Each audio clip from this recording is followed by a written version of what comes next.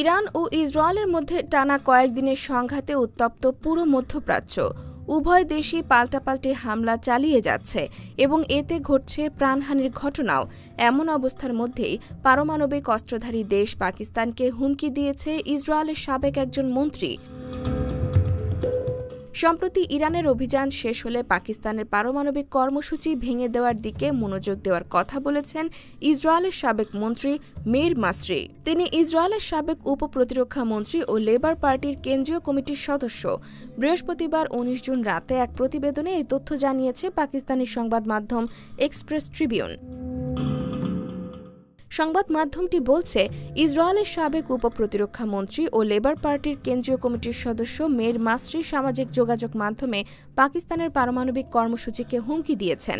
তিনি social media platform এক্সে আরবি ও উর্দু ভাষায় পোস্ট করে এই হুমকি দেন। সেখানে তিনি লেখেন, ইরানের অভিযান শেষ হলে আমরা পাকিস্তানের পারমাণবিক কর্মসূচি ভেঙে দেওয়ার দিকেও মনোযোগ দিতে পারি।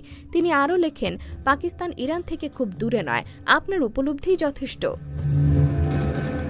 যদিও মের মাসরি বর্তমানে ইসরায়েলের কোনো সরকারি পদে নেই, তবে তিনি ইসরায়েলের রাজনীতি ও কৌশলগত মহলে এখনও প্রভাবশালী, বিশেষ করে লেবার পার্টির শীর্ষ নেতৃত্বের একজন হিসেবে। এদিকে সাবেক এই ইসরায়েলি মন্ত্রীর হুমকির পরপরই সামাজিক মাধ্যমে ব্যাপক প্রতিক্রিয়া দেখা যায়। অনেকেই আবার পাকিস্তানের পক্ষে দাঁড়িয়ে মাসরির মন্তব্যের নিন্দা জানান। কেউ কেউ বলেন, এমন বক্তব্য পাকিস্তানের জাতীয় ঐক্য ও প্রতিরোধ ক্ষমতা আরও শক্তিশালী করে। আবার অনেকে ইঙ্গিত দেন, পাকিস্তান অতীতে কূটনৈতিকভাবে সংযম দেখালেও তার পারমাণবিক সক্ষমতা একটি বাস্তবিক প্রতিরোধ শক্তি। এর আগেই অবশ্য গত সোমবার পাকিস্তানের উপপ্রধানমন্ত্রী ও পররাষ্ট্রমন্ত্রী ইসহাক দার ইসরায়েলকে উদ্দেশ্য করে কড়া বার্তা দেন।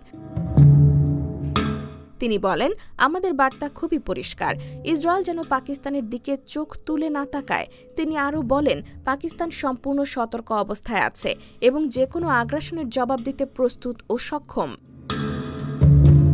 সামাজিক মাধ্যমে ঘুরতে থাকা কিছু গুজবেও দাবি করা হচ্ছিল, পাকিস্তান ইসরায়েলের ওপর আক্রমণের জবাবে ইসরায়েলের পারমাণবিক হামলার হুমকি দিয়েছে। তবে সরকার আনুষ্ঠানিকভাবে এই দাবি অস্বীকার করেছে।